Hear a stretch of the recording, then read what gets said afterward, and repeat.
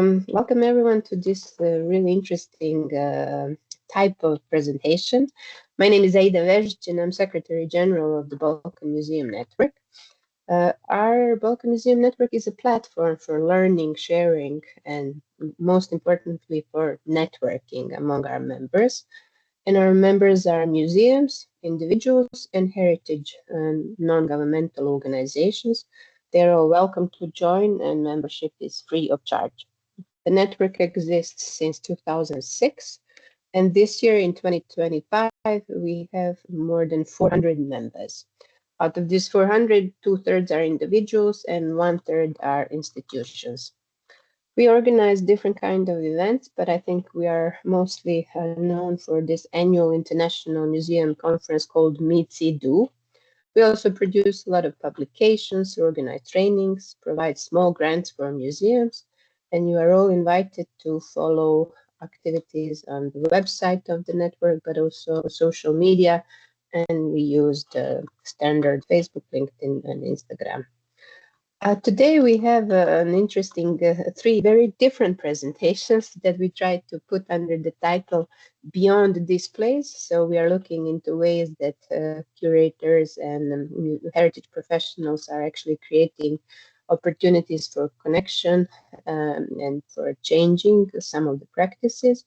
And we are very happy to have with us the three really excellent and, as I say, different examples. In this part one, we will have three presentations which are 15 minutes long, and after each presentation you will have 5 minutes to ask questions each presenters. You can also write in the chat during the presentation if you would like to ask something.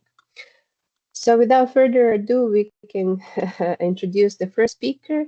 With us is Mihaela Verman from Bucharest. She's working in the National Theatre Museum in Bucharest. And today she will share her work, how the theatre costumes and different stage designs, manuscripts, photographs are being turned into an exhibition and into a museum collection. Mihaela, the floor is yours. You can also introduce yourself with more words and you can share to show us your presentation. Thank you. Just a minute.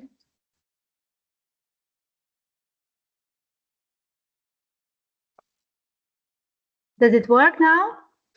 Yes, we see the Teams. So just switch into the PowerPoint. No, we see the Teams. We don't see the presentation. Okay. Wait a second. It worked. This one, share. Now we go. Yes, right? Just put it full screen. Okay. Oh, it stopped. Sorry, Sorry? the present. Can you share again because it's.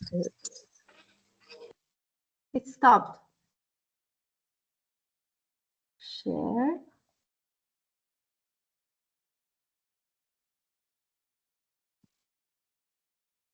Can you see it now? We don't see the presentation now, only your own face. Yeah, I'm not sure why, because I'm following the steps that we discussed earlier.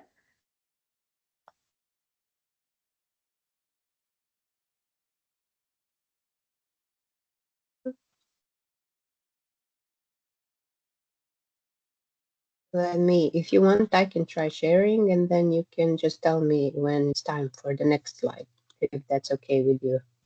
Yes.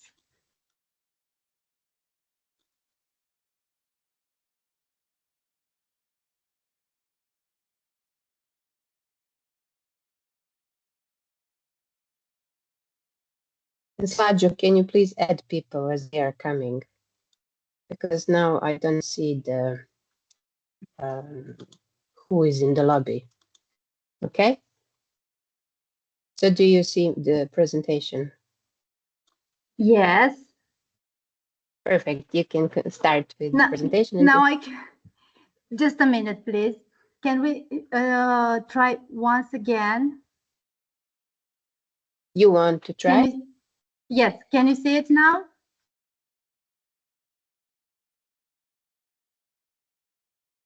Yes. Yes? So you see the National Theatre in Bucharest? Yes. Great. So, good afternoon, everyone. My name is Mihaela Verman, and I'm a museographer at the Ion Luca Caragiale National Theatre in Bucharest. You might be curious what the museographer does in a theater setting. The answer takes us back to 1942, when the National Theatre founded a museum dedicated to preserving and presenting the rich history of Romanian theater. So it is not a museum of masterpieces, but a museum that tells the story of the theater, an art form defined by being ephemeral. So the question is, how do we bring that story to life? Um, for the past 8 years, I've been surrounded by over 20,000 artifacts. As you can see in the pictures, we have costume, manuscripts, posters, photographs, statues, paintings, and also props. Each object carries a fragment of a vanished performance. And our challenge that we face is that these objects, some of them that are once removed from the stage, how can they regain their vitality? A costume loses its movement, a stage design loses its light and atmosphere, a photograph loses its voice and gestures. And in a museum, they risk becoming silent. Our task as curators and guides is to make them speak again, not just as preserved memory, but as a living presence.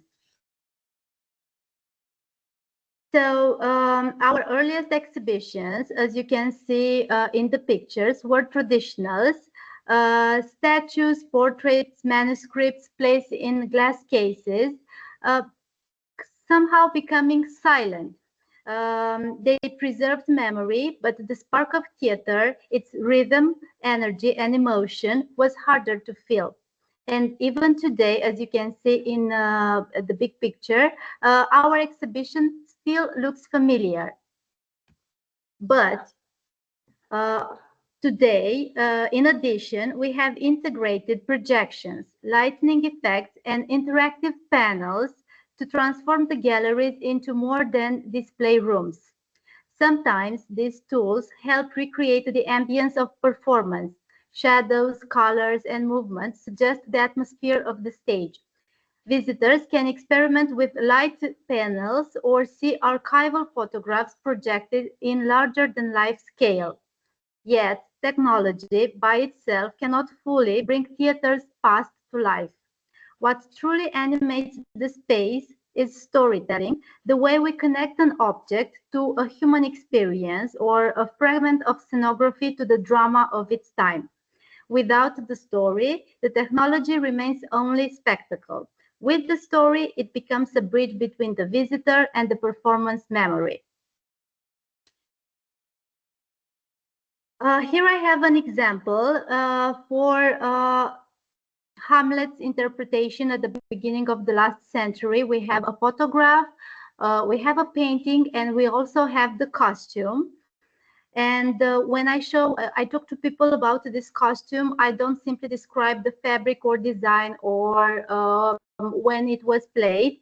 I tell the story of the actor who wore it, the struggles he faced, and the audience, how the audience responded, in a way that the costume regains its voice and presence.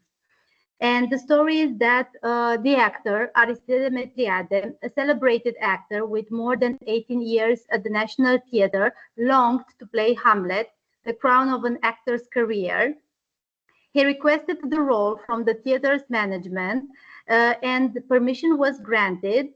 And he even was sent to Berlin, where it was arranged for the costume to be made. But when he got there, he discovered that the theater had withdrawn its order for the costume. So he was very disappointed. And in our collection, we have some letters that he sent to his wife, also an actress, and she encouraged him to buy the costume by himself, invest his own money. It kind of was a bold act of defiance, but also of artistic integrity. He came back in Bucharest, he threatened to resign, and 1 year later, he stepped on stage as Hamlet. The press acclaimed him as the finest interpreter at that time. Unlike his predecessors, he brought out Hamlet's humanity, his doubts, passions, lucidity, and despair. Through a modern translation and a natural style, Demetriade unsettled audiences with a new vitality for more than 20 years. So this is how the story of a costume becomes the story of perseverance, vision, and triumph. And this is how an object can speak again, not by reproducing the performance, but by giving it its context. Of course, all the objects that we have their story that we carefully research, but through my experience, it is also important how you make a good guided tour. And in doing so, I have been following the same strategy as the dramaturgy, the rules from dramaturgy, which are three. First of all, there is the character. And for our exhibition, when I start the tour, I concentrate myself on some kind of icon of the exhibition. The narrative is built around one central figure, a kind of icon of the display, Queen Mary of Romania, the country's second queen. She was passionate about theater, a constant presence in Bucharest playhouses and beyond. In her journals, he recorded her impressions of performances and expressed deep admiration for talented actors and their work. And as an active supporter of Romanian arts and culture, she encouraged numerous artists and writers, maintaining friendships with theater figures. Through the emblematic presence of her ball gown, a unique piece of the museum's collection, visitors are guided into discovering the story of the actors whose memory today may be little known, though in their time they enjoy national and some of them even international recognition. So this was the character. Now, the second one is the rhythm, a balance between information and emotion. Our guided tour unfolds in two movements. The first explores the intimate relationship between actor and role, presented through costumes that once carried the gestures and voice and stage presence. And the second shifts to a broader perspective of how a play comes to life on stage, highlighting scenography, direction, and the collective work behind the performance. Between these two parts, we introduce a short pause, as you can see in the picture, a moment of breathing space where visitors are invited to explore these lightning panels that tell the story of a late 19th century play. This interlude creates contrast and keeps the rhythm alive, blending reflection with participation. And I get to the last part, the tension part, that means building drama through contrast and a narrative arc that sustains attention. In our tour, we create tension by moving from one theatrical moment to another, highlighting contrast and rivalries, because theater is always about rivalries. After discovering the story of Aristide Demetriades' Hamlet that I have presented earlier, visitors are led into the early 1940s when Hamlet once again became a stage battlefield. At that time, three major actors competed for the role, and even the theater poster revealed this rivalry, won by George Vraca, as you can see in the last poster, which is quite singular in that period of making posters. By placing these episodes of Hamlet side by side, we invite visitors to feel the drama not only on stage, but also behind the stage, behind the scenes where reputation, competition, and interpretation collided.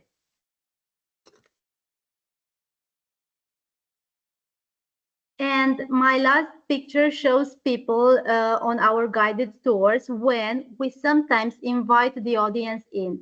What does that mean? Sometimes we ask them to imagine how would they feel if they were on stage on particular moments with different contexts, for example, in the Second World too.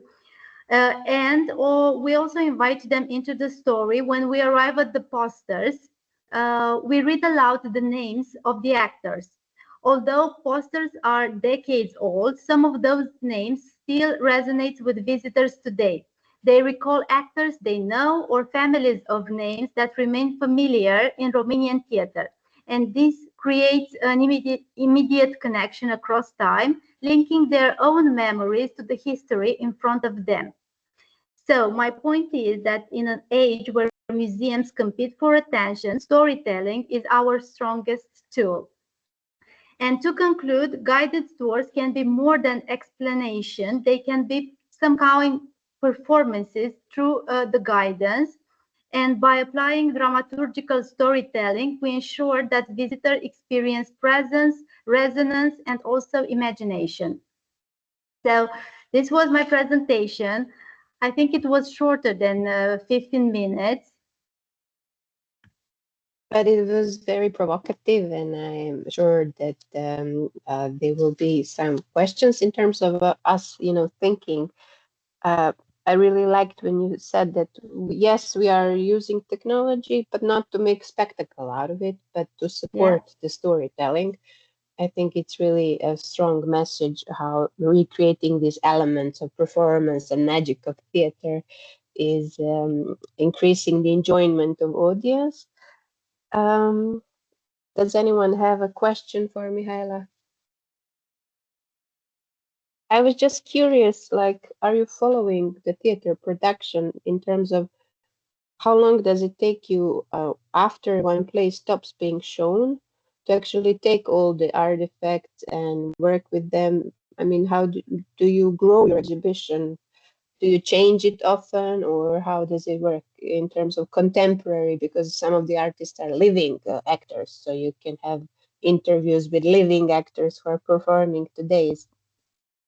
At this moment, because we are not enough and there is a lot of work to do. As I said, we have almost 20,000 objects that need evidence, a clear evidence, and we're still working on that. So it is our strategy that in the next year we try to collect objects used in the nowadays performances and objects that belonged to actors. But mostly our objects are from the late 19th century and the first half of the 20th century. Okay, so until maybe 40s, you have a collection. Yeah, yeah. Okay, we have a question from Aida Šarac-Pirča, a colleague from Art Gallery of Bosnia and Herzegovina. Go ahead, Aida. Hi, colleague Mihaela. Hello. Do you hear me? Yes. Yeah, it was interesting presentation. I was just wondering, could this methodology of dramaturgy can be used in a different museum collections, such as art museum? Maybe Yeah. we can choose one of the main artists from group exhibition and then give a focus on him and use the rhythm and the tension to as a tools for the guided tour, just to have just to make a distinction between the explanations and to have something more interactive with the group. Yes.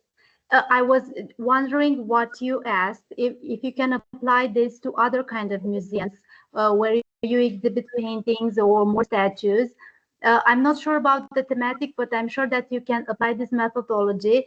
And what I have learned is that sometimes even the public guides me, because you can feel the people, they are engaged in what you're telling them.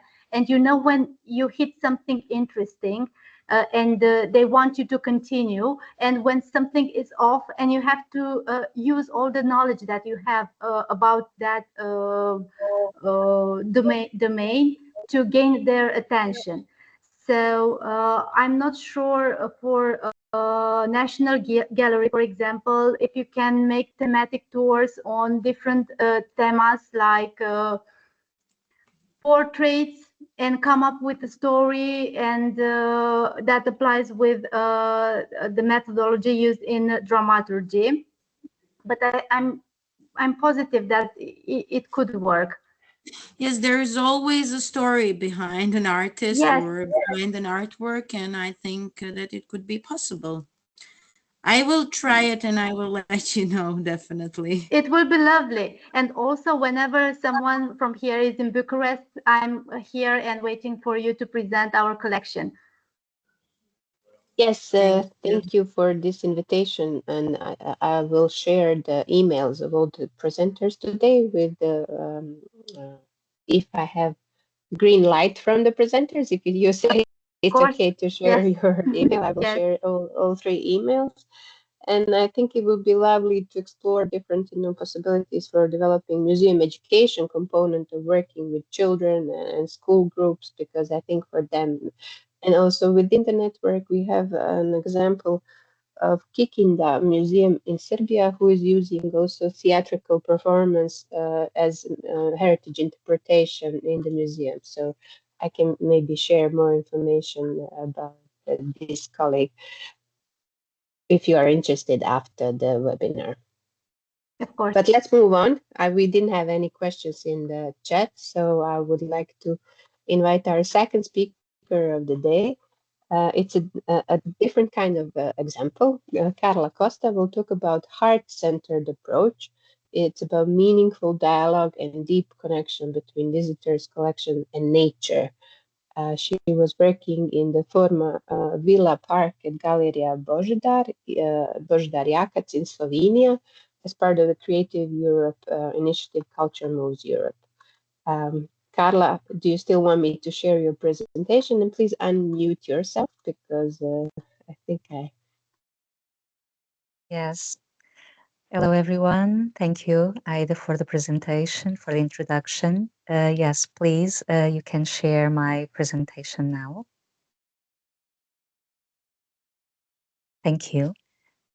So it's a delight being here with you today. As Aida said, my name is Carla Costa. I'm a Portuguese creator and cultural mediator based in Lisboa, my city where I was born. And I did 2 years ago an intervention in this place that is called Galeria Bosidaria Kak, that is settled in Konstaninovice na Creek.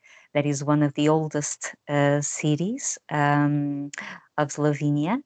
And it's really a beautiful scenery. If you haven't been there, I highly recommend a visit, because it's really a treasure, like a paradise on earth.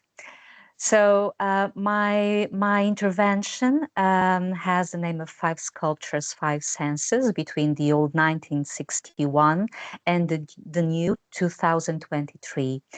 And this is so because this gallery that is also settled in a former monastery, and it's one of the biggest collections in Slovenia, both in terms of space and collection.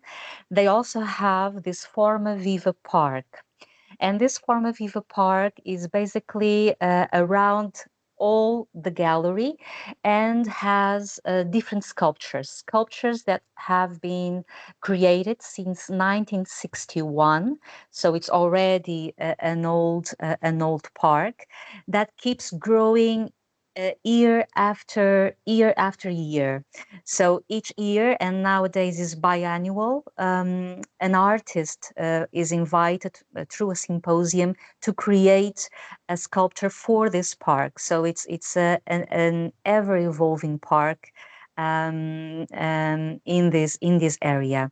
So between the old 1961 is the date that the park was settled, and the new 2023, it was the year of my intervention, and also the arrival of the new sculptures. So I would just like, before delving a bit more into the PowerPoint, that is more a visual PowerPoint, I would like to share with you and to offer you a poem that was also used in this experience, in this site-specific experience, and that I used at the end of the site-specific adventure, let's say, in this place. So the name of the poem is Distraction and is by Wisława Szymborska. I don't know if you know this poet. It's from Poland. She is a Nobel Prize winner.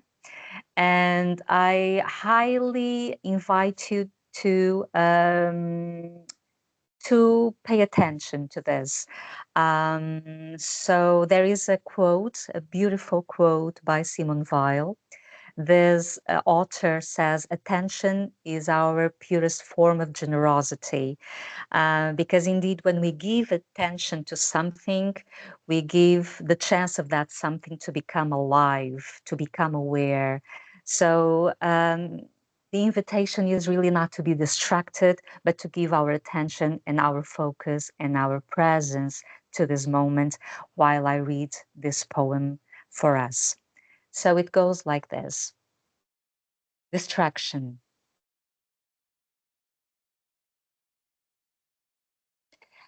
I misbehaved in the cosmos yesterday.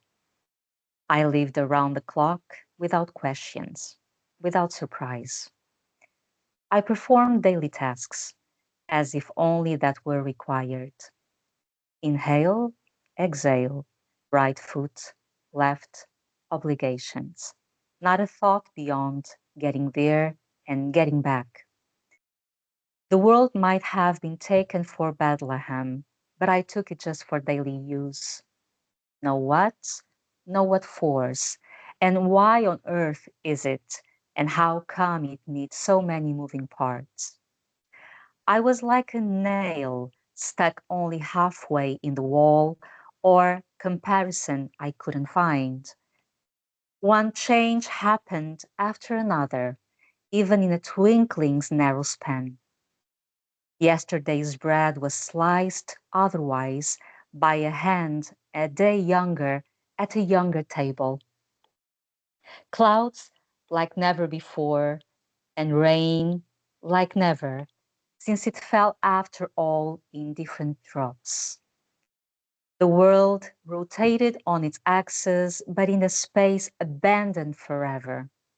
This took a good 24 hours, 1,440 minutes of opportunity, 86,400 seconds for inspection. The cosmic savoir-vivre may keep silent on our subject, still it makes a few demands. Occasional attention, one or two of Pascal's thoughts, and amazed participation in a game with rules unknown. So I just give a moment to pause and settle this beautiful poem for us. And it's a poem that it's an invitation for us to be more where we are. A poem that requires of us to live more in the present, in the now, not to dismiss the opportunity to enjoy the moment. And so this site-specific experience translates that invitation. So how all this started? So I had visited this place for the first time a year before the intervention, and I was there as a traveler, and I saw the potential of such a park. So the park has more than 100 sculptures created by artists from all around the world, but it felt like it was not activated. So there are people walking the dogs, there are people walking by, but not really engaging with the pieces. And I saw there an opportunity really to activate that storytelling and that intimacy with the pieces, with the sculptures that are mostly done of oak. That is a tree common in the area, in the region. You can, yes, yes.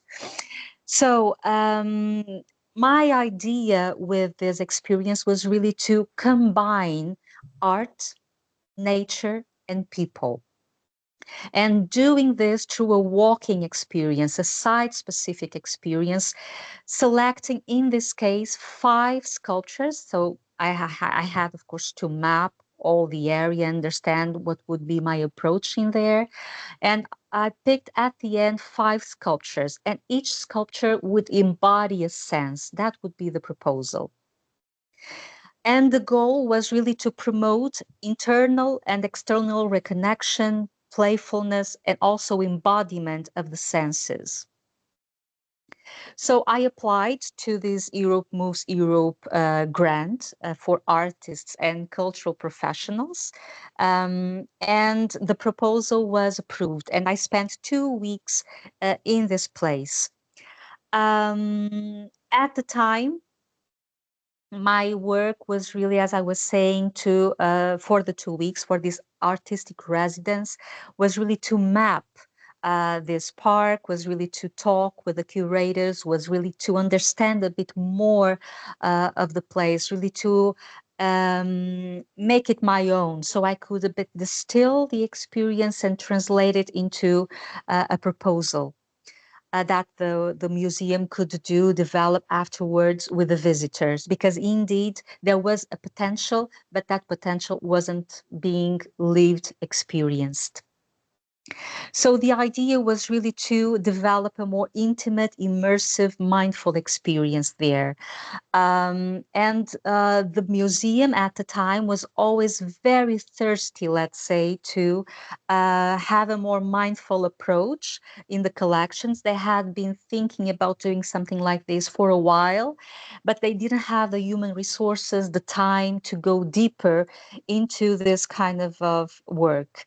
So it was like a very relevant and auspicious intersection between my proposal of bringing more mindfulness into the work, and the need they had also for a new approach between the relationship between visitors and works. So with this, as I was saying, I've picked 5 sculptures. And one of the sculptures was done by a Slovenian author, and I picked this one because it was like a frame. It was a big frame, and that sculpture had keep changing over time. So it was like dying, and that death was being accepted as part of the living of the piece. And that piece, so that it was a frame, in the beginning, it had like an object in the center, but that object with the passing of the time disappeared, it fell. So at that time, it was just a frame. And I used that frame to just position ourselves in the sense of seeing. So that was really the first invitation to see with brand new eyes. Um, and um, and in that part of the park, I invited people to. So the main tools in that stop was powerful questions. And I invite us now just to again be present in the moment. We just can take a deep breath together, because body is here for us and body is here to ground us. And I have already said some things. There was also a presentation before. So it's important for us just to move the body if we need, collect again our senses, and really being here again with a quality of presence. So again, in this top, the invitation in this frame was really like first, using mindful techniques. So just rotate your shoulders, just look at your right, look at your left, look up, look down, experience your mindful gaze. So engage with your gaze in a more attentive way. So zoom in, focus, explore, and then pay attention to the details. What do you see? What shapes, what lines, what colors. And then moving forward from connotation to denotation. So, what do you experience from what you see? What is the interpretation you make from what you have in front of you? And then also another thing was like move yourself, like engage, dance with the sculpture, dance with the object. What changes in your perspective? How do you relate differently when you are from a different area in relation to the object? And from there, I engaged with powerful questions, as I was saying, and we did an automatic creative writing about what is art. So, really bringing reflection, creative, bringing critical reflection about this topic.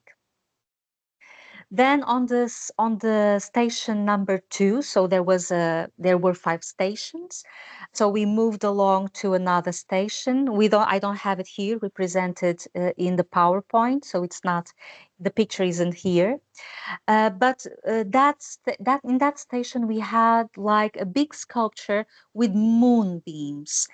It was a monumental sculpture that portrays the rays of the moon landing on Earth.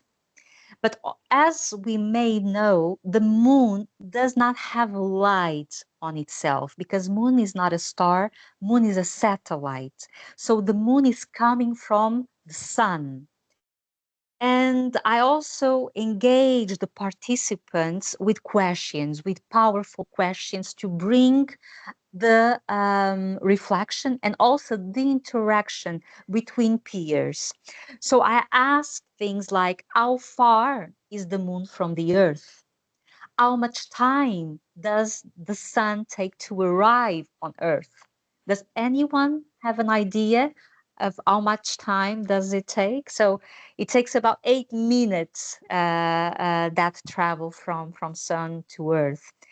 And then again, there was an engaging here, an embodiment engaging, that I invited people to become more intimate with the sculpture because this particular object was keen to be touched, so it was possible to engage in a more physical way with that. So I engaged. Pairs, so like they were pairing in teams, and one of the participants had their eyes closed and was guided by the one that had the eyes opened. And that person just moved that person across the sculpture, around, inside, and there was also possible the engagement, the physical engagement to experience the textures of the sculpture. And then at the end, there was also a sharing between how it was to leave the sculpture, not with the eyes open, but with the eyes closed and with our senses wide open. The third station, so we kept moving, and I always invited the participants to move mindfully, to pay attention, to look around, to step each step close to earth in a very caring way and awakened way. And when we got to the station number 3, where we had a sculpture that is called the Japanese Festival, and it's one of the oldest sculptures in the park that at the time was recently renewed. And this Japanese festival invokes the Japanese festivals in Japan. And Japanese festivals can have sounds, right? We can imagine the sounds of a festival. If they are not silent, what's happening in a festival? What could a festival sound like? So that was the invitation through here.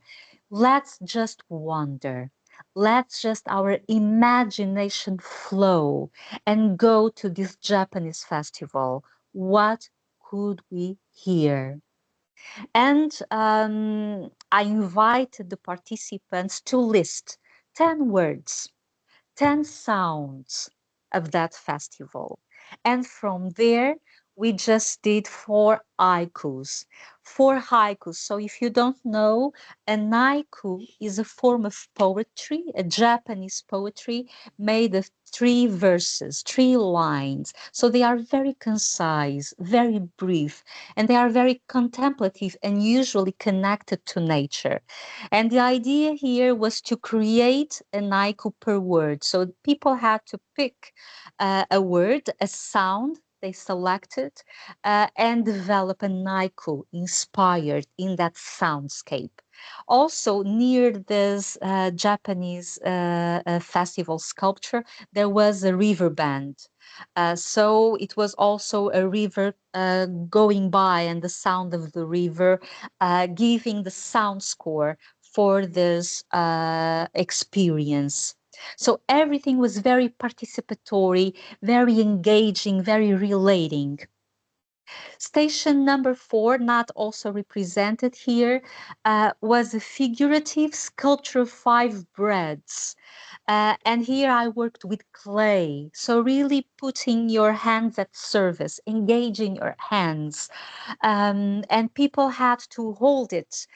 People had to feel its weight, the temperature, the texture, to mold, to experience the touch while creating the bread, as if we were creating a bread from the dough. And then we would build a communal bread all together. So here was that kind of experience, creating our own bread, and like afterwards that experience, a more individual experience, bringing the collective to create a common bread, and then dissolve it as a mandala. And for the final station, so the sense was smell. And here I picked a sculpture, that is the sculpture that is in the cover of this presentation. And that sculpture was made with a trunk of a tree, of a oak tree with about 15 years old. Imagine that. So that sculpture, she was so in the middle of the sculpture you had like cement. So with time there will be erosion. That sculpture will evolve to something else, to something new, something different. And as it peels off, the cement will keep the marks, will keep the marks of the oak, like an imprint, like it will be engraved in that concrete forever, like an eternal memory of that tree that used to be.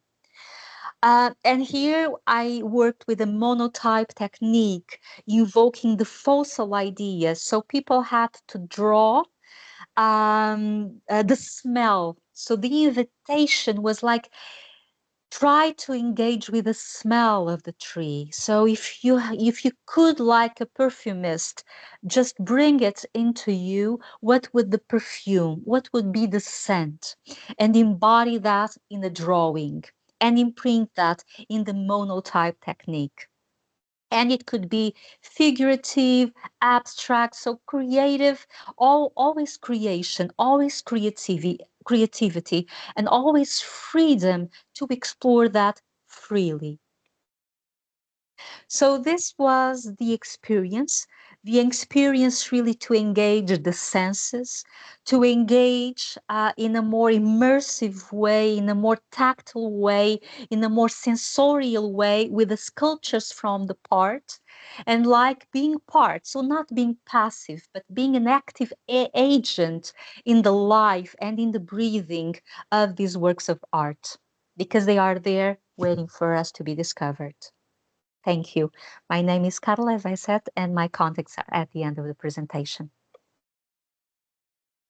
Thank you very much, Carla. It was really poetic and an excellent example of how you allowing creativity and freedom to work around different heritage objects. I was just wondering, are you going to be another artist in residence? Because in our museum network we have so many interesting examples, and I'm sure that maybe you could develop some new collaborations with new museums. So I would be happy to share contacts of your future partners for the residencies.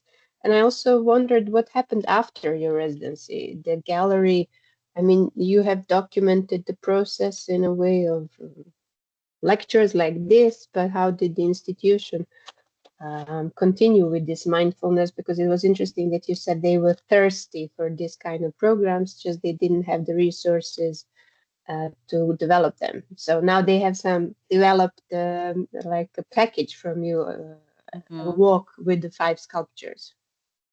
So they were very happy. I can say this with the outcome, but as again, the reality of the museum didn't change. So they are few curators, a lot of exhibitions, things happening all the time. So they couldn't have an agent, a person that could dedicate time and effort to continue the project. So there is something they would like to continue for sure. I think it's in their plan, but since the last time we spoke, there were no unfoldments regarding this project of mindfulness in the museum. On my part, I took part also in some events like this. I presenting the experience, a podcast also to share the experience. But in what the museum is concerned, I think due to lack of resources, that is an issue. There was no follow-up as far as I know regarding this kind of approach. I'm conscious of the time, so it's 10 to 3, and I would suggest that we move to the third presentation, and thank Carla very much, and all of you who are curious. I for sure want to get the name of that poet, so I will write to you, Carla, because the poem is really beautiful and amazing, and it really resonated with me in this, as you said, minutes of opportunities and sounds of introspection. So it's really a gift that we receive every day. So thank you for reminding us of this gift. Obrigada.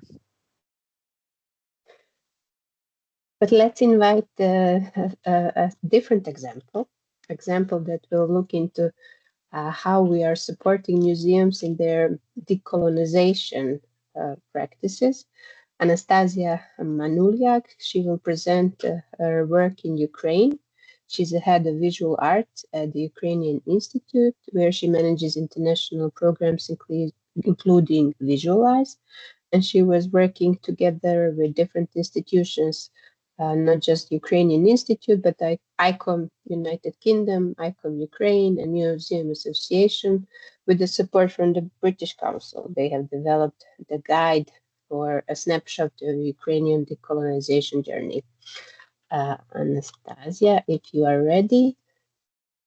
Thank you. Hello, everyone. Thank you, Mihaela and Carla, for very thought-provoking presentations.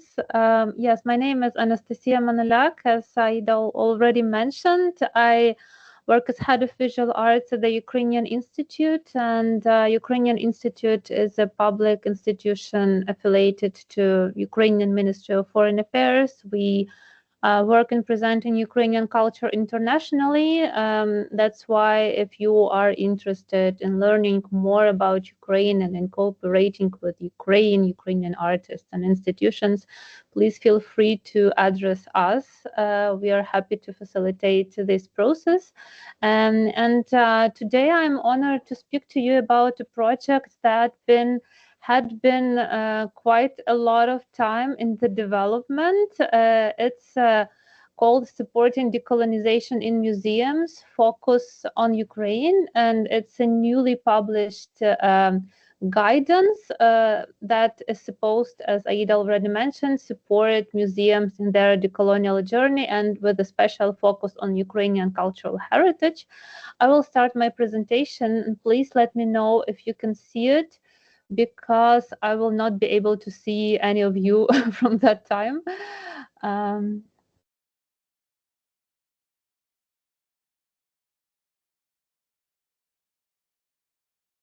Okay.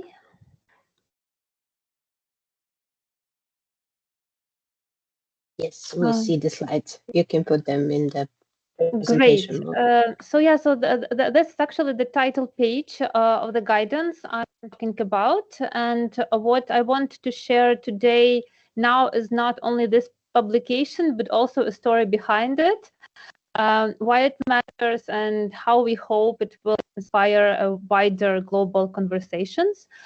This project was initiated by the Ukrainian Institute and together with ICOM UK, ICOM Ukraine, the Museums Association, and with the support from the British Council. But its real richness comes from the people involved, all experts and practitioners from Ukraine and abroad who work together through a series of workshops and focus groups to make this publication happen. Some of these workshops took place live in Kyiv, in Vienna, in London, and others were held online, bringing together practitioners from across Europe, Asia, Africa, and North America. Over 100 applications came in from cultural heritage professionals eager to contribute to testing the draft text of this guide. And in the end, the guide reflects perspectives not only from Ukraine and its neighbors, but also voices from countries like Bangladesh, Kenya, Canada, Pakistan, and many others. For us, this diversity matters. Decolonization cannot be done in isolation. It must be a dialogue and a global conversation where we learn from each other's struggles and experiences. So, yeah, why did we create this guide, and why is it so important now? It's for too long, Ukrainian culture and heritage have been misinterpreted, mislabeled, or entirely erased. In many museums, archives, libraries around the world, Ukrainian artists and writers are still listed under the label as Russians. Ukrainian churches and folk traditions are still explained as part of Russian cultural sphere. And when it comes to public knowledge, Ukraine is often treated as marginal or secondary nation, as if it were culturally insignificant. And it is not an accident. It is a result of centuries of colonial domination by the Russian Empire and later the Soviet Union. Russian voices shaped international cultural discourse, and Ukraine's identity was deliberately obscured.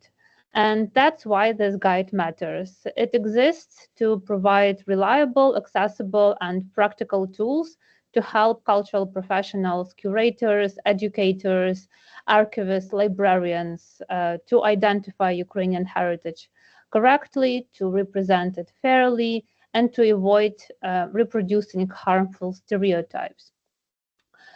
So the guide has a clear purpose: to support museum and cultural heritage professionals worldwide, to include Ukraine in their decolonial practice. It is a result of numerous conversations we had with colleagues from abroad, as well as feedback from Ukrainian museums and Ukrainian cultural community. It is written for those who may not be experts in Ukraine or even in decolonization in general, but who are committed to diversity and inclusivity.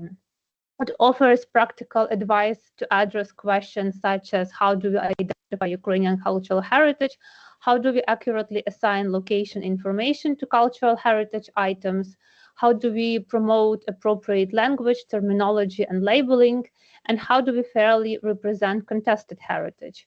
These might You're sound still like on slide 1. Sorry, if you sorry, are. I'm scrolling the slides on my side, but yes, if you you can't see different slides. No, it wasn't changing, at least not for me. It's a pity. Maybe maybe you could show the presentation from your side in this case. Now we see slide 4. So maybe if you continue, it will be okay. Okay. So now you see the slide 4. Okay, Yes. maybe I'll just show it like this without having the Yes. full screen. Yes. Sorry for this. Yeah, so these might sound like very technical and simple questions, but in fact, they are deeply political, and choosing the wrong word or failing to name someone accurately can reinforce colonial narratives. So, do you see the next slide? Yeah, let me know if it's You not do slide scrolling. 5. It's Great. working. So why do we focus on decolonization? And you may ask, Ukrainians' history is complex. It has been touched by many empires, Austro-Hungarian, Ottoman, Polish-Lithuanian, and many others. So why focus so strongly on Russia? Well, first, because Russia's colonial narratives are still not widely understood. And unlike the histories of British, French, or Spanish imperialism, Russian colonialism is rarely named as such. Its expansion was inland rather than overseas, and it disguised itself as liberation or friendship of people. And second, because Russia has not begun its own decolonization process yet. Countries like Britain or Belgium may still struggle with their imperial pasts, but at least they are talking about them. Russia, by contrast, denies its colonialism entirely, and today continues its brutal form, using destruction and appropriation of culture as weapons in its war against Ukraine. And in February 2022, the imperial nature of Russia's aggression was made clear.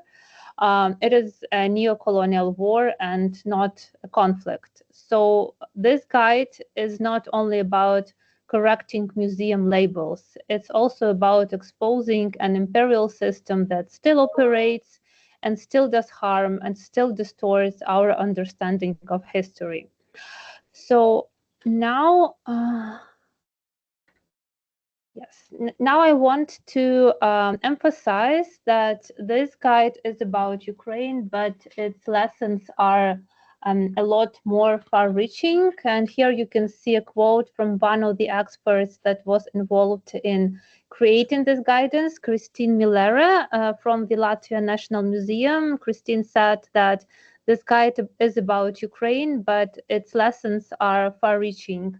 And reading this guide, you can replace the word Ukraine with Latvia or any other Baltic states, and it still makes sense.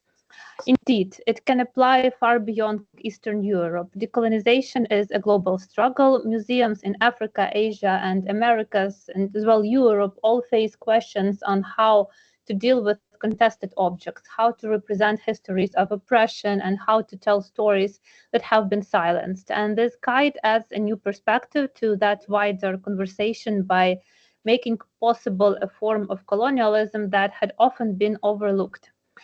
So now I would like to tell you a little bit about the process and how this guide was created, because it also reflects the values of this publication itself. So the main inspiration for this guidance came from two main sources. The publication Supporting Decolonization in Museums, published in 2021 by Museums Association, one of our project partners, and Practicing Decoloniality in Museums, a Guide with Global Examples, and published in 2022. And one of the co-authors, Magdalena Wroblewska, was also, we invited her to be one of the experts that stood behind our guidance. We began with workshops in Kyiv in November 2023 and brought together experts from Ukrainian museums to identify key topics and key challenges. Then in early 2024, we held 4 online workshops. Yes, you can see a bit of a timeline here. So in 2024, we held 4 online workshops with the aim of generate the key content for the guide and focused on art, on history, on language, and contested heritage. Not only Ukrainian, but also international specialists were invited to contribute.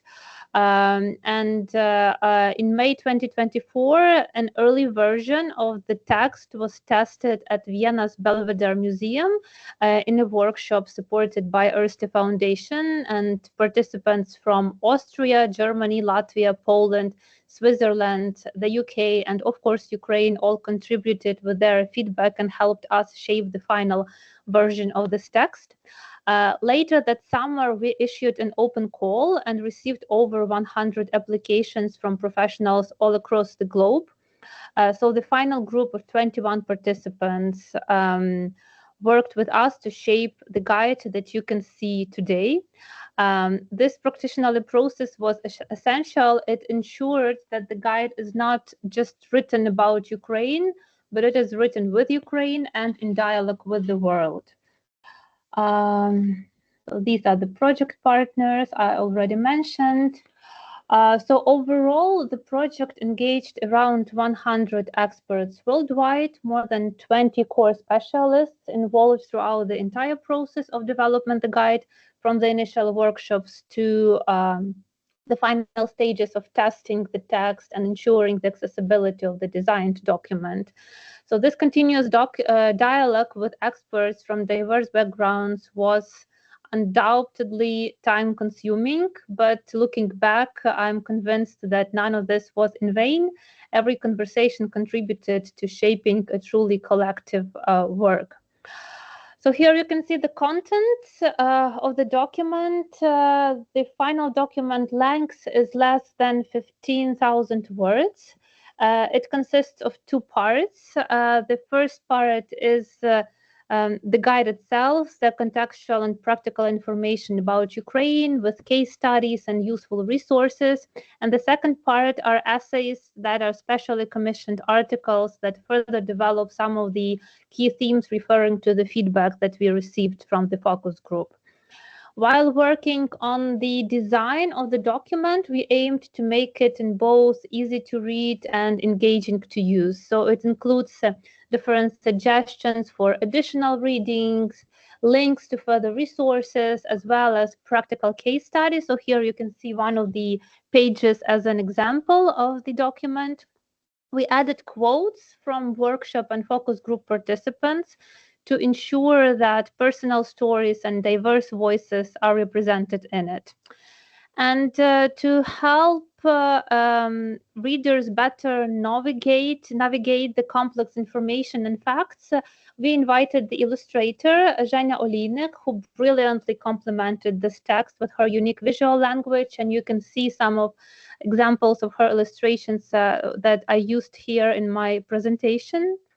And also responding to the feedback from our international partners, we also wanted to illustrate contemporary Ukrainian culture and offer a glimpse into the vibrant and diverse museum life that is in Ukraine now. So for this reason, each chapter begins with a photograph from a Ukrainian museum, followed by a short description and its activities.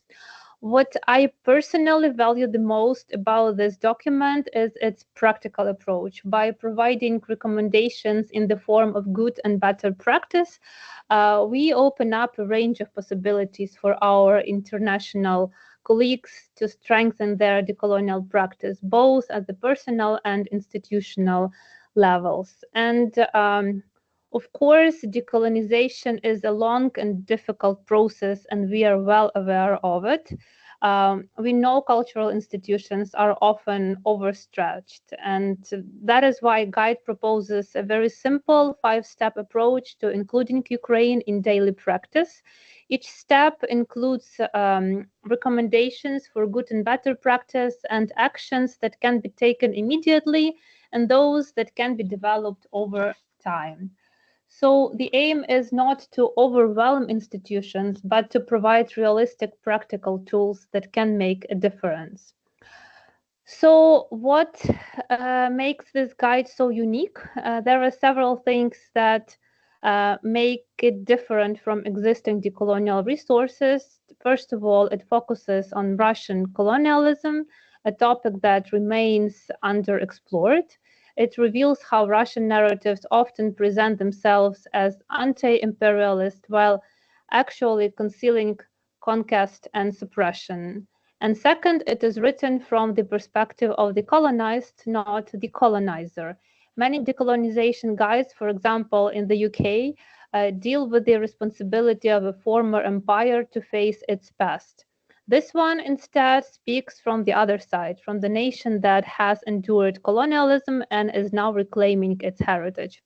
And third, it's written during the wartime. It is not a theoretical exercise. As we speak, Ukrainian museums, libraries, and archives are being bombed, looted, and destroyed. UNESCO has documented hundreds of cultural sites damaged since February 2022. The stakes are painfully real. So let me pause here and bring us back to the bigger picture. Cultural heritage is never neutral. Museums, archives, libraries, they are trusted institutions. When they mislabel, misrepresent, or erase Ukraine, they are not just making a mistake. We hope this guide will in turn inspire others. Perhaps it will spark a new guides in Latvia or in Georgia or indigenous communities elsewhere in the world. Perhaps it will encourage museums to look at their collections and ask, whose voices are missing? Whose stories are we telling? This guide is not a final word. I would like to finish with the quote from another participant and expert, Olena Chervonik, who said that what we are doing with this guide is a moment in history. In 20 years, people will criticize what we said because we only took it so far. The process never ends. With decolonization, we can never resolve all contested moments, and we should not erase, forget, or abandon previous ideas because now we think it's incorrect. We need to understand what came before. It's a constant process of reconciliation which can never finish. So this guide is not a final word. And as the understanding grows, as the new research emerges, it will be updated, and we are well aware of it. Decolonization, after all, is never finished. So with the final slide, I would like to share the QR code, which you can scan to upload and have a look at the guide itself. It's available free of charge in English to read and to use. And I am very interested to responding to your questions. Thank you very much. Thank you very much. And I was already quick to put the link to the guide because it's easier to click than to scan. Even though there is this embodied thrill of actually scanning a QR code. I am really impressed with the number of experts and the whole process. I mean, even though 2 years is not so long, but you were having really participatory process. And as you say, even though it was long in terms of debates, but it really made the quality of the results. So congratulations of enduring such participation, because we know that many people have many opinions. It's true. Thank you. Yeah, that's also one thing that we want to share with other colleagues worldwide that start now. It took us almost 3 years to get this done. So the sooner you can start this process, the sooner you will have the first results. And of course, it's not the final word, but it's an attempt to document what we have of this knowledge as of now, and hopefully, as I said, encourage, inspire others to continue this work. You personally, how will you continue working with this guide? So I'm the responsible manager for this project from the Ukrainian Institute, and for now we are translating the guidance in Ukrainian to make it also accessible for our Ukrainian colleagues, and we plan to publish a few copies also to disseminate in libraries and relevant institutions worldwide. And we are also open because we see it as a practical document. So we are open to any facilitation of the processes that are behind this guidance. We already held a number of workshops for museum teams like Royal Academy in London or the Belvedere in Vienna. So we are open to the discussions, different formats of workshops and seminars, both live and online. And also, yeah, so we are happy to contribute to a wider discussions on decoloniality and in helping museums identify the heritage that might be connected to Ukraine in some way in their collections by suggesting relevant experts from Ukrainian cultural sector or curators or researchers. So, so we hope that this is not just a document, but a practical tool that can really help our colleagues worldwide to think wider about the decolonial processes in different institutions. And by the way, by museum, because we call it a museum, but by museum we mean a wider range of institutions. We are also thinking about libraries, for example, and there are some case studies from libraries that we included in the guidance. So we tried to look a little bit wider on this topic and also consider not only working with the collection as such, but also educators, people who work with children on children programs in the museums and so on. Good luck with continuation of promoting and translating, and I'm sure that, as you say, it's a process, so our colleagues who identify Ukrainian heritage are free to contact you, and I have shared the contacts of all three of our lecturers. And with the virtual round of applause, I would really like to thank you for being so generous in sharing your knowledge and experience. Voluntarily, being open to networking with other colleagues from all over the region. And I hope that people will do reach out to you and that we will continue dreaming together and making wonderful new results and projects. So from bottom of my heart, thank you. And do join us for the part 2, which will be on 30th of September. We will also have 3 completely different examples about how you can actually use crocheting to make solidarity and care, how you can make a museum dedicated to Mother Teresa in Prizren. So do join us on 30th of September for the part 2 of the webinar. Anyone would like to say something? If not, I wish you lovely Friday night and restful weekend. Don't forget to move your body, as Carla was telling us, and be mindful of every moment that we have.